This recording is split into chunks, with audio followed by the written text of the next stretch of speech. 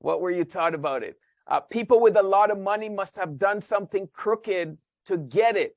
Aha. Money, yes, that is true. That is very true. We were taught that growing up as well, that the only way that people get a lot of money is they did something they shouldn't have. But the real question that I have for you is, how do you get that money?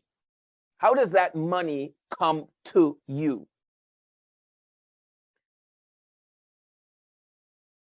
Remember, money will always match your mindset, okay? Money will always match your mindset.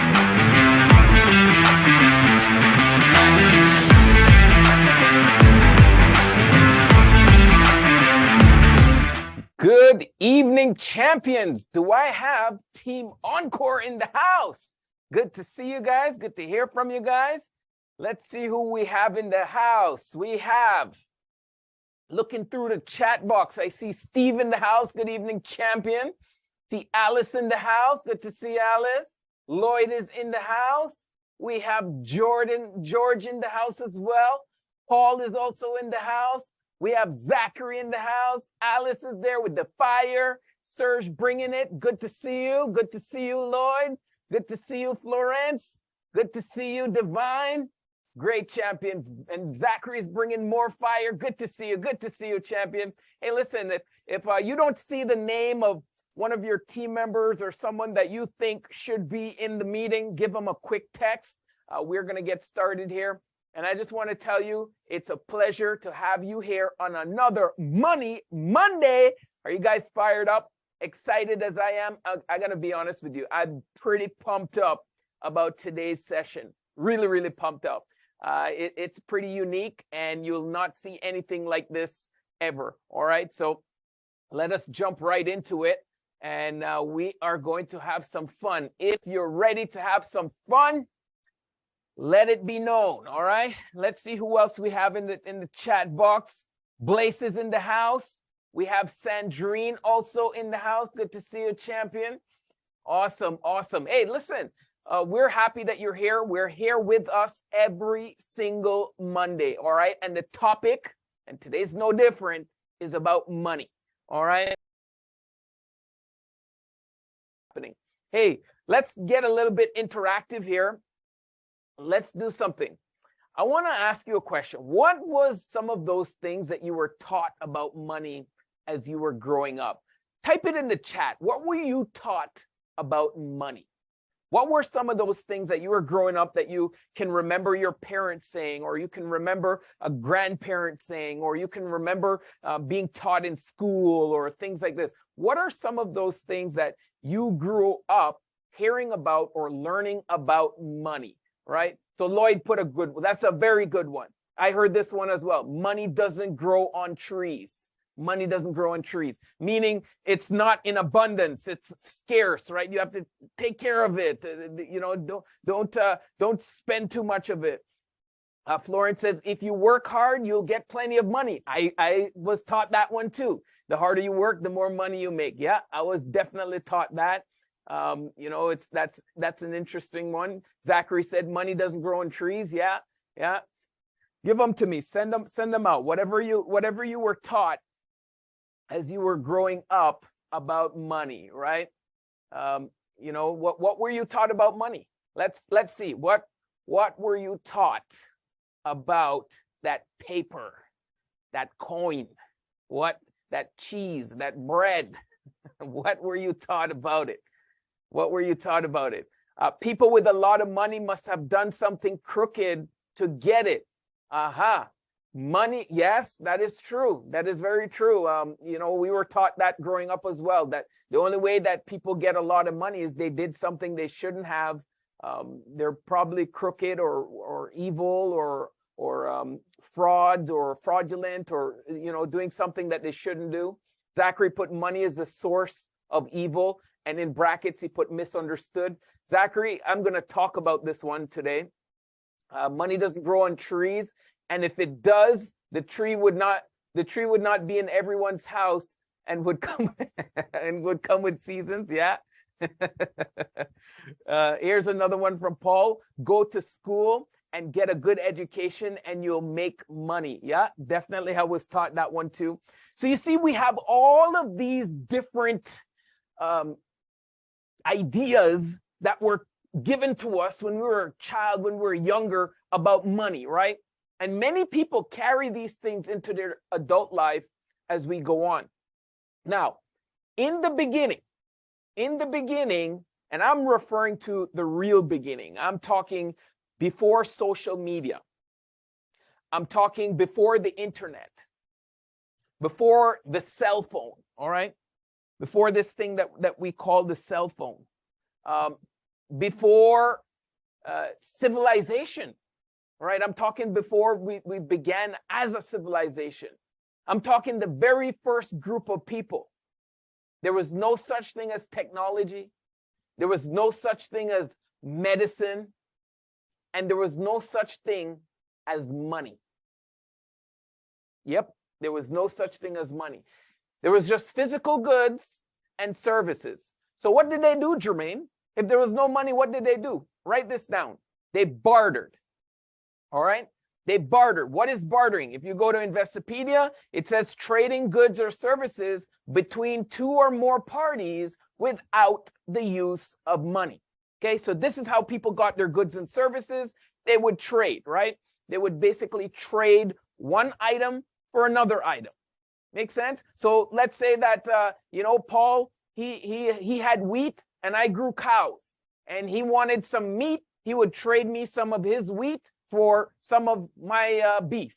Make sense? And that's how it was done. Someone down the street, they grew pumpkins. Someone else grew rice. Someone else had, sheep. Someone else, did all different kinds of services. So they would trade their goods and services. They would barter because without money. Bartering is without money. Keep that in mind, right? Bartering is without money. But essentially, they would trade their goods and services for goods and services. A couple weeks ago, I did training. If you were on our Money Monday a couple weeks ago, I did a training on the origins of money. There will be a little bit of overlap, but not much. Here's a video that's going to explain bartering and trading, okay? Bartering involves the exchange of goods and services between parties without the use of money. It's the oldest form of commerce, dating back to a time before hard currency existed. Individuals and companies barter with each other based on comparable estimates of prices and goods. To break it down further, bartering is based on a simple concept. Two or more parties negotiate the fair value of their goods and services and offer them to each other in an equal exchange. Almost anything, goods or services, can be bartered if all sides agree to the terms on the table. Bartering can be useful when individuals, companies, or even countries lack hard currency to gain goods and services they may need. Here's an example of a barter. A carpenter builds a fence for a farmer. Instead of the farmer paying for the fence labor and materials in cash, the farmer instead gives the carpenter crops equal to the determined value of the fence. There are some easy-to-follow steps when learning how to barter. Identify your needs. All right, we'll just stop it there. Now, as you can imagine, as people are bartering, there's all kinds of issues when it comes to bartering, right? So, bartering required time. People had to hammer out the deal. How will Paul know how much wheat to give me for, let's say, one cow, right? So it took time to figure out how much is worth for the two items, okay? And it took time to make sure that they figured out those terms, those conditions, in order for the exchange to occur. And here's the other part. Each participant must want what the other person has. What if I don't want wheat? Or what if I don't want that type of wheat that Paul has? Or what if he doesn't want the type of cow or beef that I have, right? So as you can imagine, there was all kinds of issues when it came with bartering. there needs to be a double coincidence of wants. So basically, both parties needs to want what the other party has, right? So there has to be that double coincidence. There's no common measure of value, or there's no standards or unit of account. So, you know, when it comes to monetary, right, money plays a role to keep that measure of value, that standard, if you will, that can't exist in a bartering economy. Number three, indivisibility of certain goods. So let's say that, you know, there's 1.5 cow. Let's say Paul wants 1.5 cow for 50 bushels of wheat. How do you pay with the half a cow? Do we cut the cow? We cut the cow in half and I give him half of the cow? It's unpleasant, right? Especially for the cow. Oh boy, what a visual. So when you're dividing the goods, it's not essential. It's not ideal, I should say, right? And then number four, there's a lack of standards for deferred payments, meaning how do you defer the payment? How do I tell Paul, hey, listen, I'll give you the cow, half a cow another day, or so forth, right? It's very difficult to defer the payment. And number five is there's difficulty in storing the wealth. So let's say that, you know, what do I store my wealth in? Do I store it in the cows that I am breeding? Do I just keep as many cows as I can? Do I keep some cows? Do I keep some wheat? Do I keep some corn? Do I keep some pumpkins? How do I store the wealth, right? So all of these challenges were there with bartering. Now, that means there needed to be a universal medium. Write this word down, medium of exchange, medium of exchange. There needed to be a universal medium of exchange that basically separates the transaction, okay? So they tried many things. They said, let's try cowrie shells. You know those little beads, right? You can see there on my screen. They said, let's try the cowrie shells, all right? Let's try whale teeth. They tried whale teeth, okay? They tried limestone discs. Believe it or not, a country tried to use these big limestone discs that are like heavy like concrete, and they literally had a bank of these things. People tried leather. People tried to use leather. People tried to use coins, and each one brought their own challenges, as you can use your imagination. So it was settled on that there needed to be a universal exchange, medium of exchange, and it was decided that money would be that universal medium of exchange, okay? Now, when we look at money, actually the first paper money, when we're talking about paper money now, first paper money was invented in China, somewhere between the 600s and 900s. And they used this currency, they used it forever and ever and ever until it found its way actually into other countries. And the Chinese, the reason is they found that the weight of the coin was too cumbersome. Keeping coins was way too cumbersome. So they figured that if they printed the paper money, it's going to be much more efficient. And it made sense, you know, and they were, because the Chinese, they were the inventors of paper. So it just made sense for them, right, to use paper for their money. And it was good because then when merchants were leaving instead of leaving heavy coins behind, they would be able to leave light paper, right? And that's how it started. Then that's how the need for the banking and all of those things developed, right? A little bit of history. And then as we come to the modern era, we look, there's two types of money systems, if you will. There's the physical system where you have gold, physical gold, right? Physical paper, physical coin, personal checks. These are all examples of physical money, things that you can see. Then there is electronic money, things that you can't see. You know, when you use your debit card or your credit card, you interact, you're using the electronic banking or Bitcoin or, you know, any type of cryptocurrency. They're in a real mess right now. Apple Pay, Samsung Pay, all of those things are all considered to be electronic banking.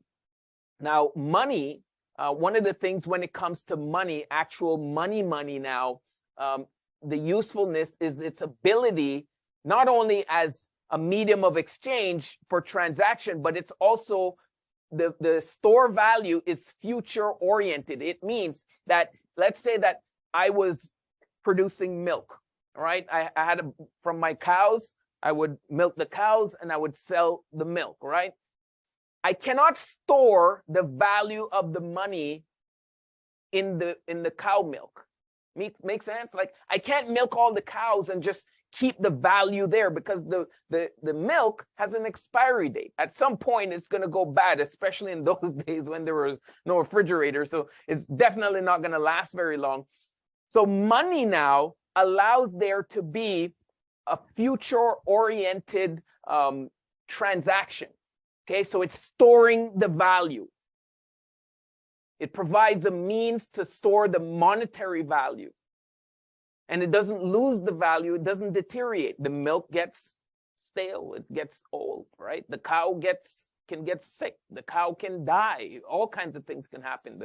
Paul's wheat can go bad, right? So when people exchange items for money, the money retains the value, and that money can later be used for other transactions. So it retains the purchasing power into the future, right? Milk doesn't keep the purchasing power into the future. Gold keeps the purchasing power into the future, but not things that you typically barter with.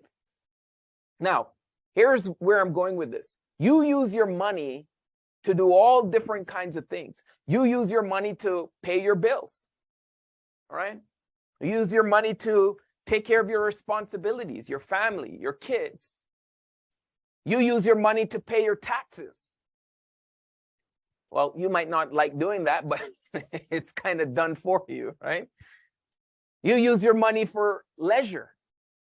But the real question that I have for you is, how do you get that money? How does that money come to you?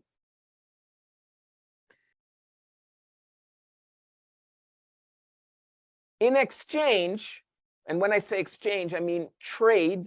You can trade your money by trading your time. Yes or yes?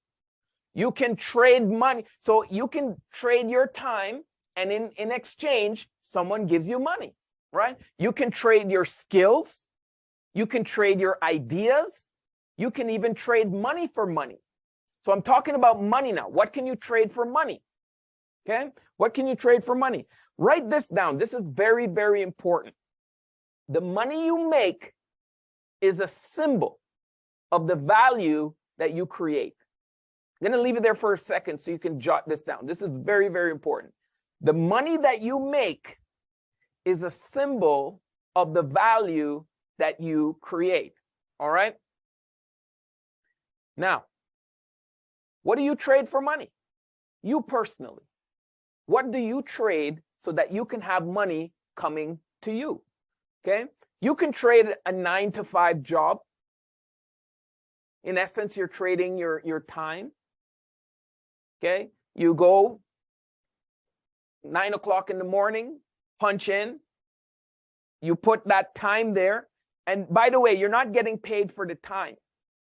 Okay? A couple weeks ago, we did a training on the Ontario's minimum wage, right?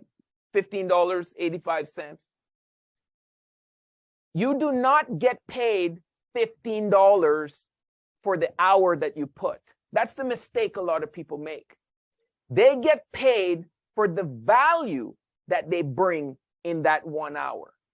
All right? So you can exchange the 9-to-5 job in order to get money, right? In order to get paid, in order to have money to take care of your responsibilities, your leisure, your taxes, your bills, all of those things that you want to take care of.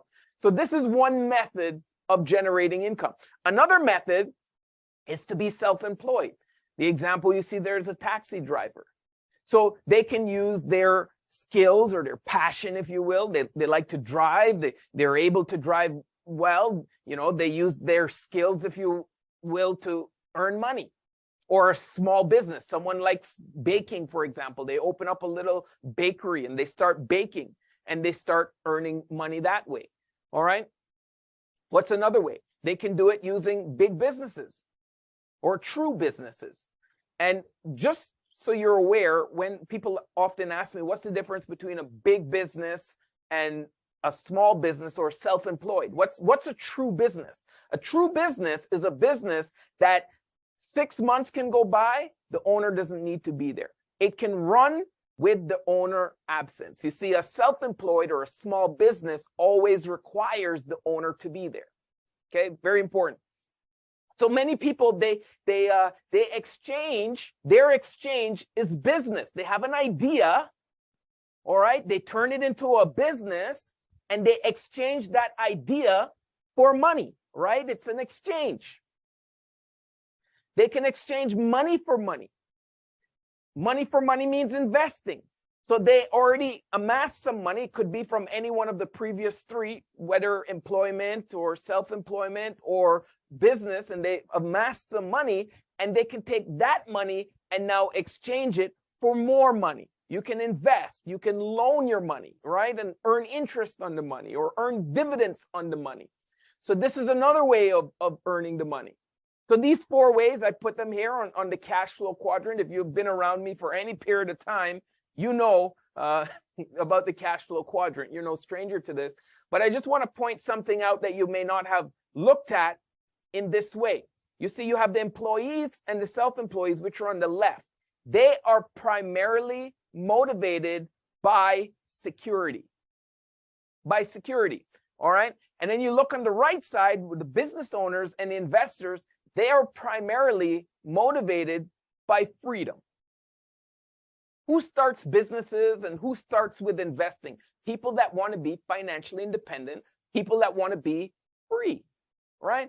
Who works in jobs and self-employed positions? People that are looking for security. You see, the primary reason that many people, they seek job security is because that's what they were taught to seek.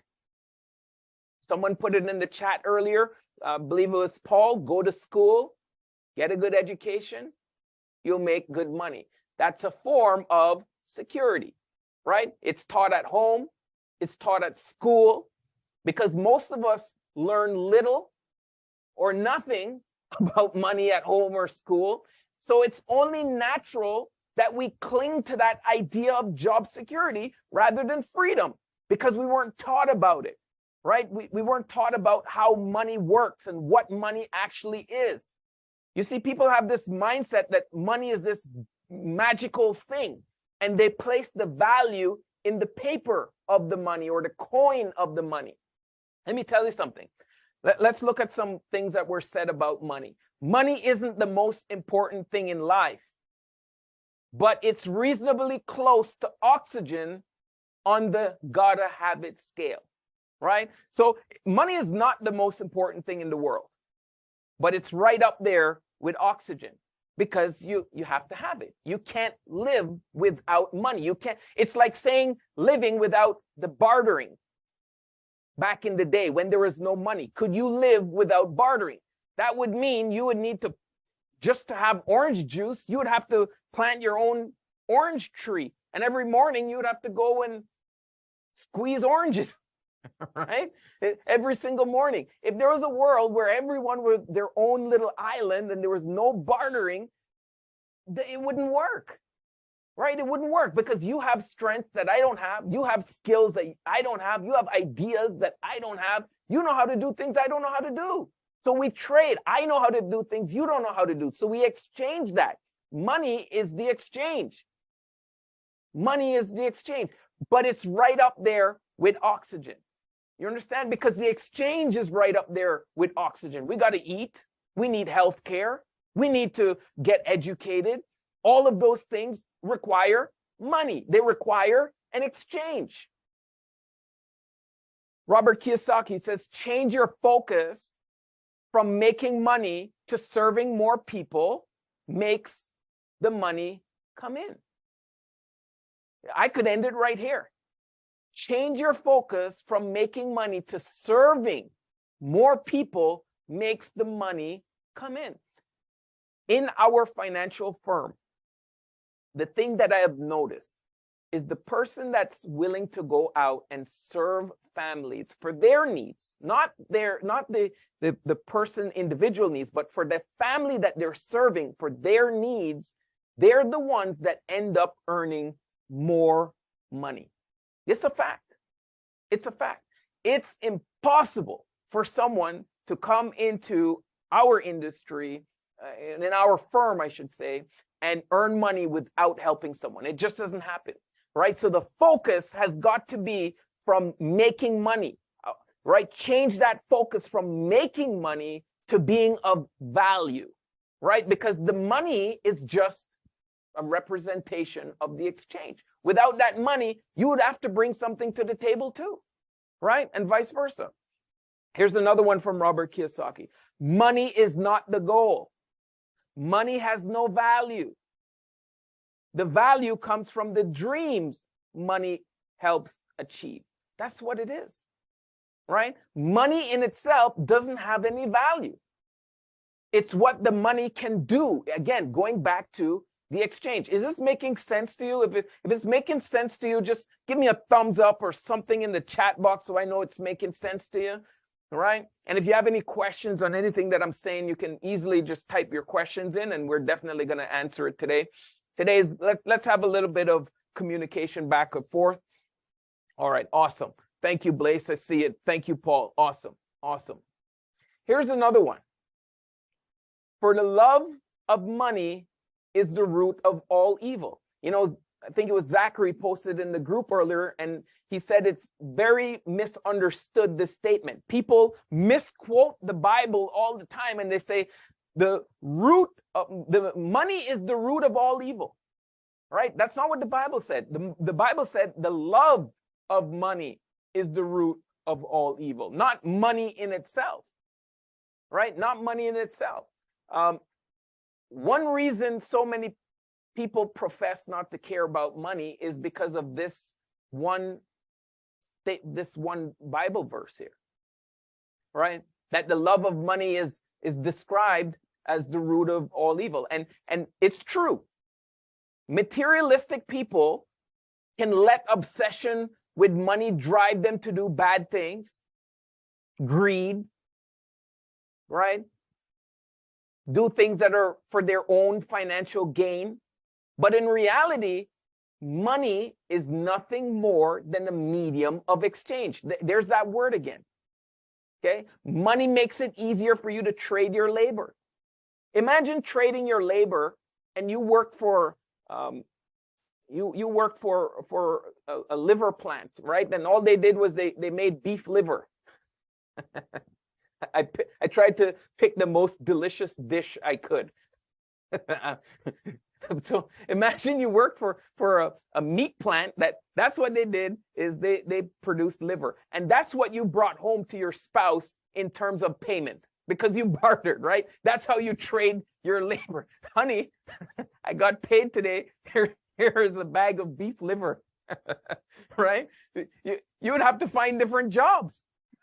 Right? You're going to want other things in life too, not just beef liver. I'm having too much fun with that.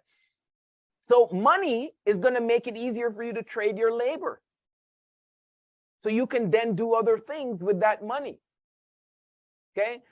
Now, without money, if you wanted food, you would need to find someone who had food, who's willing to trade it for you in exchange for a service that you could have, you could provide, or a product that you could produce.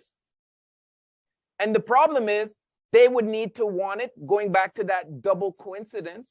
But thanks to money, You don't have to hope that someone wants to give you something that you need, right? And for that exchange. Make sense? So I want you to understand, money itself is not evil. The paper is not evil. It's like saying the bartering back in the day is evil. There's nothing evil if I'm trading Paul, my cow for his 50 bushels of wheat. There's nothing evil about that. There's nothing evil about the exchange that's now being used called money. Make sense? So I want you to understand this, because many of us grew up with the wrong thinking about money because we didn't understand it. So it's very important. All right. Money does not change people. It unmasks them. This is from Henry Ford. Money doesn't change you. Money unmasks you. We were in Las Vegas a couple years ago, and it was said in a convention that money is a magnifier. So money is going to make a good person extra good, right? You give somebody like Mother Teresa money, she will find something good to do with it, right? Money, on the other hand, makes a bad person even more bad. It magnifies what they already were. You give somebody like Hitler more money, he's going to do more evil, right? So money itself is not the evil. The evil is what the person has inside their heart and what they do with the money. So money doesn't change people. Whenever you hear this concept of money changes people, paper can't change. The paper has no value, right? It can't change a person. Make sense? Now, everyone recognizes that money, itself doesn't have value, but it brings value to the table so that you can trade it with the goods and the services that you want. Now, this only works in a situation where the money has actual stable value. And what I mean by that is it has to be scarce, because if everyone could go and get as much money as they want, let's say, Zachary had a printing press in his house and he could just print as much money as he wanted. And, Sorrel had a printing press in her house and she could print as much as she wanted, then the money wouldn't have any value. The money itself would not have any value. So you got to understand, money in itself does not have value. You earn money from the value that you bring to the marketplace. Okay? That's how you earn money. The person thinks, I got to make money. I got to make money. You don't make money. You earn money based on the value that you bring to the marketplace. And if you would understand this one simple concept about money and the origins of money and how money works, I'm telling you, man, life is going to be much, much easier for you. You'll be ahead of 90% of the population if you just understand this one simple concept. And I got to tell you this. The sooner that you start saving your money, like it says on the screen there, the more likely that you'll never have to face lack of money or financial stress. And if you do it right, you'll become financially independent. Then you're not worrying about money. My objective tonight is to remove your worry. There's some people on this call right now, or that's going to hear this recording at a later date, that they're worried about money. Money is not what you should be worried about, right? Money is just the medium of exchange. What you should be thinking is, what can I exchange? What can I exchange? Always thinking that concept. Hey, you have ideas, don't you? You have ideas. Steve Jobs, he said this very profound statement. If you look around, this world was created. When he says this world, he's talking about the technology and the things that we use, the roads and the cars and everything that we use was created by people that are no smarter than you. It's just an idea, right? It's just an idea. I'm going to give you a couple of things here, how to create a wealth mindset. And by the way, this is an acronym, right? WEALTH, how to create a wealth mindset. The W stands with write it down. Every single call that I get on, you hear me talk about writing it down. Write down what you want, know what you want, know what you want. Can I be honest with you? Maybe 3 people out of 100 actually go and write it down. What happened to those other 97 people that don't write it down? I don't know. I have no idea why they don't write it down. They hear the same thing, but they don't go and write it down. You got to write down what you want. E, envision your future. I keep promising that I'm going to do a topic on visualization because I understand that many people don't know how to visualize what they want. Do you imagine that a lot of people, look at this, a lot of people, they visualize the things that they don't want. A lot of people, when they think about money, they think about not having it, believe it or not. You'd say, no, Jermaine, I'm thinking about having it. I'm thinking about wanting more. And they're thinking from a place of scarcity. So they visualize, they envision not having it. How do I know that? Because they don't have it, right? The way to have it is to visualize having it. Visualize the exchange. Visualize what you're going to do in exchange for it. See it, right? Envision your future. A, affirm what you desire. You got to affirm it. You got to have a way that you affirm it, right? Affirm it. Do you tell yourself that you're going to be wealthy?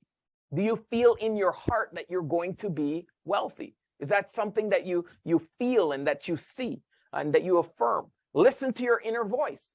Many times your inner voice tells you to do a certain action or a certain phone call or meet a certain, prospective client if you're in business or do something, and you ignore that inner voice. You say, I'll do it later.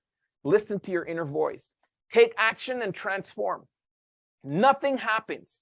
We did a training a couple Mondays ago about action, right? Last training, the last week, we talked about action. Nothing happens without action. And then the H is hold the vision. You got to be able to hold the vision in your mind. You see, a lot of people, they start off with the vision, but, a week goes by, a month goes by, 6 months goes, they forget about it. They forget about their vision. They don't hold it in their mind. Bob Proctor has a very good statement. Write this down, okay? This profoundly changed my life, and I'm trying to say it with the least amount of exaggeration possible. This one statement that I'm about to give you changed my life. All right, write it down. I'm going to wait for you to get something to write. This is powerful. Right now, you should be on the edge of your seat. All right, Bob Proctor, he said, if you can hold it in your mind, you can hold it in your hand. If you can hold it in your mind, you can hold it in your hand. Whatever vision that you have, you got to be able to hold it here before you can hold it here. If you can hold it in your mind, you can hold it in your hand. So you got to hold the vision. The vision just can't pop in and out. Right? It just can't be there sometimes and disappear sometimes. You got to be able to hold it there. All right. I'm going to give you let's switch gears. By the way, if you found value with those money concepts and the way that we talk about money and understanding that it's a medium of exchange and how do you exchange in exchange for money, just give me a thumbs up. Let me know that you got some value from today. Awesome. Appreciate it. Thank you. Thank you. Awesome. Awesome. Right now, I'm going to give you 22 secrets of successful entrepreneur. You know, the one thing that I love about you, you're an entrepreneur. Let me give you some secrets that's going to level your business up. It's going to move you to the next level. All right. Get a pen and paper. This is cool stuff. Number one, we talked about it. Have a vision. Okay. Have a vision. I'm not going to go into it too more, but you just got to know where you want to end up. You got to begin with the end in mind. All right. Number two, you got to do what you love. Listen, to be financially independent, to be a successful entrepreneur, it takes time. So if you don't love it, you're not going to stick to it. You got to love it. I don't mean like it. I mean love it, right? You really, really need to love it. Number 3, focus on your unique talents and abilities. Don't focus on your weaknesses. You know, that advice is not good advice. To focus on your weaknesses. Hey, if you focus only on your weaknesses, you will only become average. But if you're able to focus on your strengths, no one can compete with you. You focus on your weakness, on your strength, and buddy over there focuses on their weakness, you will beat them every single time. Okay? Because you already have an advantage. The people that you see in the top 1%, that small group of people, they focus on their strengths, not their weaknesses. All right? You know what they do with their weaknesses? They delegate their weaknesses. They get other people to do their weaknesses. Why do you want to focus on something that you're not good at? You focus on the things that you bring to the table, right? That's your talents. Number 4, accept responsibility for yourself and for your life. All right? You got to accept responsibility. You know, one of our co-founders, Monty Holm, he has a great statement that he says, if it is to be, it's up to me. It means accept responsibility. Anything in your life, whether good or bad, failure or success, you accept responsibilities for it. Number 5, be in charge. Be in charge of your life. Don't let somebody else be in charge of your life. It's your life. You've been on this planet. If you're on this call, you're hearing this recording, you've been on this planet for some time, and you know that it's your life. Be in charge of it, right? You be in charge. Take charge. Number 6, develop a clear sense of direction. You got to have a very clear sense of direction. That means if someone is trying to take you off course, you're able to get yourself back on course because you know where you're going. If you have a destination in your GPS and you know you need to get to that destination, you're not going to allow someone to take you off course. The people that get off course, they never had a destination. Okay. Number 7, never consider the possibility of failure. I'm not saying that you're not going to fall. You're not going to have some hiccups along the way. This is not what I'm saying. We all experience that. But you know what the difference between the successful entrepreneur and the one that's unsuccessful? They don't consider failure as an option. They don't see it as that they can fail, right? Even when they fall, the average person is squirming and looking at it as failure. They're looking at it as, what can I learn from this? In every adversity, there's a seed of opportunity, but you have to have the courage to look for that seed of opportunity in the adversity, okay? And that only happens when you don't consider the possibility of failure. Someone that thinks they failed, they act differently than someone that thinks they're learning. There's, you know, a possibility of something good that can come from this. 2 different mindsets. Two different mindsets. Number 8, success is a state of emergency. The challenge most unsuccessful entrepreneurs have is they're too casual. They walk slow, they talk slow, they implement slow. Everything takes forever, right? Successful people knows that success is a state of emergency. When you're around a successful entrepreneur, they come across like, man, can't you just chill? Can't you just take it easy a little bit? No, I can't take it easy. Success is a state of emergency. Do you know what the word emergency means? Have you seen when someone has an emergency? They're not casual. Oh yeah, you know, let's just casually call 911. 911. Let's casually call. No, you're gonna dial it fast. So it's an emergency, right? Success is a state of emergency. Number 9, get around the right people. Get around the right people. The people, that's your environment, right? You got to get around the people that are pulling you up. Successful people are not around people that are pushing them down or trying to keep them down. They're around people that are trying to elevate them, challenge them, raise their awareness, raise their level of thinking. And it's uncomfortable sometimes, yes? But this is what it requires to become successful. Okay, number 10, be teachable. You don't know everything. It's the reality. You don't know everything. So you have to be prepared to learn, to be taught. Okay? Number 11, be prepared to climb from peak to peak. That means, yeah, you're up one day as an entrepreneur, maybe another day you're down here. All right? And then the next day you're back up here. You got to be able to go from this peak to this peak. Yes, you're going to have some valleys, but you're focused on the peaks. Number 12, develop resilience and be able to bounce back, right? Be able to bounce back. You know, my son has this little bouncy ball that he bounces all around the house. And every time I see him doing it, what comes to my mind is resilience. That ball, that rubber, it's so resilient, right? The harder you bounce it, the higher it goes up into the air. And you got to be like that little ball.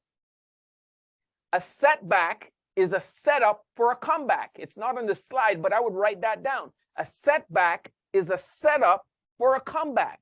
All right. Number 13, unlock your natural creativity. This goes back to doing what you love. When you are doing what you love, you're able to unlock your natural creativity. And it just comes out. People are like, where do you get these ideas from? You're so creative. Where is this coming from? It's coming from love. Let me tell you, creativity comes from love. Creativity comes from passion. Okay. Number 14, dedicate yourself to continuous personal and professional development. A lot of entrepreneurs drop the ball here. A lot of aspiring entrepreneurs, I should say, drop the ball here. Successful entrepreneurs, they understand that school is never out. And they dedicate themselves to always learning and always growing and professional development. Let me ask you a question. This year, we're in month 12, December 5th, right? How many books have you read this year? Be honest. How many books have you read? How many books in your field? So if you're in the money business, if you're in the financial industry, how many books did you read on money? How many books did you read on finance? Right? If you're in sales, how many books did you read on sales? How many books did you read on influence? How many books did you read on leadership? Right? How many books did you read on you know, the areas that are part of your craft, the areas that are part of what you do for a living? How many seminars did you go to? See, this is what successful entrepreneurs do. They're constantly personally developing. You know, when I'm driving in the car, I'm not listening to music. I'm not listening to the radio station. I'm not listening to, you know, somebody else doing what they need to do to get rich. You know what I'm doing? I'm putting the right stuff in my mind so I can personally get wealthy, right? I'm feeding my mind. What are you doing with your mind? By the way, you're always feeding your mind. Number 15, become an unshakable optimist. All right? Become an unshakable optimist. Number 16, dedicate yourself to serving others. The whole point of today's message is to get to that number 16, dedicate yourself to serving others, not making money. You dedicate yourself to make money, you make nothing. You dedicate to serving others, you will have all your dreams come true. There's a great statement by Eric Olson that I live by. If you help enough people get to where they want to go, eventually you will get to where you want to go. It's a fact. Number 17, develop a reputation for speed and dependability. If I were to talk to the top 5 people in your phone book, the people that you talk to the most frequently, would they use the words that he or she is dependable? He or she has a reputation of speed? Would they use those 2 words to describe you? If not, find out exactly what you need to do so that people look at you as dependable and fast. Okay? Number 18, be impeccably honest with yourself and others. Here's what I know. Here's what I know. You can lie to other people all you want, but there's one person that you cannot lie to, and that's you. Right? You got to be impeccably honest with yourself. If it ain't so, don't say it's so. Right? Bottom line, you just got to be honest with yourself. Number 19, concentrate on one thing at a time.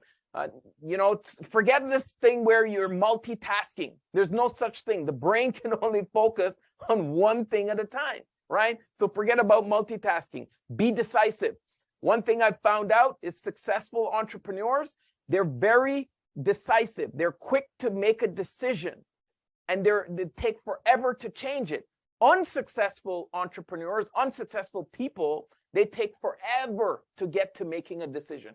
Their favorite thing to say is, let me think about it. Let me get back to you. But they never think about it and they never get back to you, right? And when they do make up their mind, it takes them forever to do it. But when they do it, they change it very frequently, right? This is the traits of unsuccessful entrepreneurs. By the way, we could do 22 secrets of unsuccessful entrepreneurs and just do the reverse, right? Don't have a vision. Do what you hate. Focus on your weaknesses. Never accept responsibility. Don't take charge, right? You get the point. Number 21, practice self-discipline. This is a whole training by itself. I could go 4 hours on practicing self-discipline and what that means. But here's what I want you to take from today's talk. Self-discipline is the promises that you keep to yourself. Your confidence grows with your self-discipline, okay? Practice self-discipline. Find an area and just practice that self-discipline and watch your confidence grow in that area. It's unbelievable. And number 22, final one, be persistent. Be persistent. Don't give up, okay? Don't give up. You started for a reason. Don't stop. You have a goal, you have a dream, don't stop.